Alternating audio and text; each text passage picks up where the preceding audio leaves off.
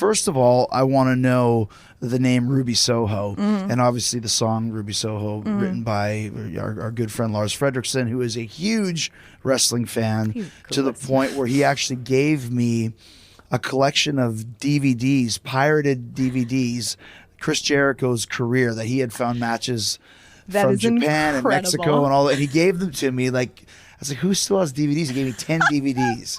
I love that. So Lars is a huge fan, but were you friends with him before? Tell us about how Ruby Soho came to be. So I have been a fan of Rancid for a long time. They were one of like the first punk bands I ever listened to. Where are you from? I am from like a really small town in northern Indiana, like about an hour and a half outside of Chicago. Okay.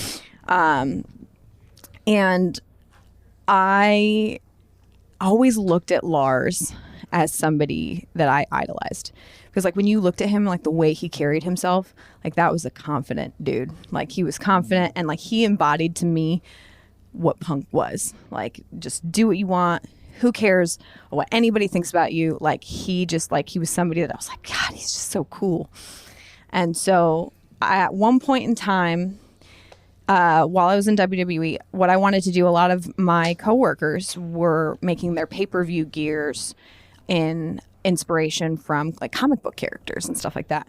And I wanted to do punk rockers that I idolized. And the first one I wanted to do was Lars. So for my Elimination Chamber match, I wanted to do, my gear was inspired by him. It was his Inked magazine photo shoot. And it was like, he had like the sweater vest thing on with the plaid like t-shirt or polo top underneath. And I was like, okay, I don't know if this is weird, but I'm going to ask him like if it's cool if I do it. And so I direct messaged him and I was like, hey, I don't know if this is weird. I don't even know if you know who I am, but like, is it cool if he's like, I'd be honored. That's so cool. Let me know if you need absolutely anything, blah, blah, blah, blah, blah. And he was just so rad about it. Like, he was so nice. And I guess I didn't realize, like, I knew he was friends with punk, but I didn't know, like, the level of pro wrestling fandom. And then at one point, he just decided to send me a bunch of Rancid stuff. He sent it to my house, and then I sent him for like his kids and stuff. I sent him a bunch of like anything I could get my hands on, t-shirts, like stuff from like merch and stuff that I could get my hands on. Like, so we had kind of become friends at that point. And then when I got released, I wasn't really planning on doing a lot of interviews or podcasts or anything, because I felt like it was just time for me. Like at that time, it was really hard when I was real sad about it. So I didn't know if it was necessarily the time for me to do a podcast, but he had asked me. I was like, well, if Lars Frederiksen's asked me to do a podcast, I'm going to do it.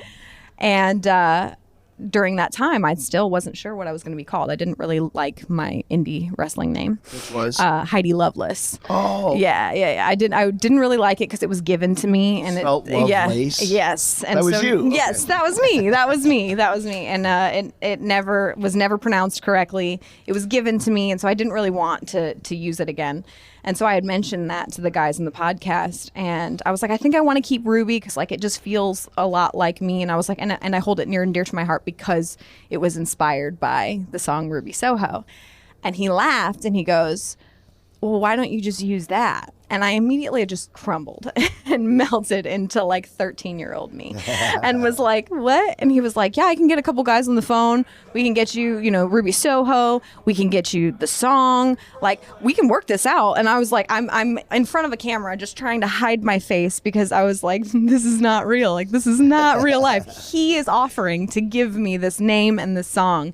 And everything just kind of fell into place just so perfectly. So I'm very grateful to them. I told him as soon as after the debut, I was like, I feel like I'm gonna be liked because of the song. So like, ideally, hopefully they like me for me, but if they don't, they like me because of the song. So I was like, thank you for letting me ride your coattails of coolness. I appreciate it. That's a start though, right? If the song is what people kind of equate to you, then automatically it's a good feeling and a good vibe. Yeah. Because it is one of those songs, like I knew the song because I have that album, but you kind of forget, and there's a lot of people that had never heard the song. That's like, Ruby Soho is stuck in my mind. Yeah. You become on the name, your name is on everybody's tip of everybody's tongue. Yeah. Because of that. Yeah.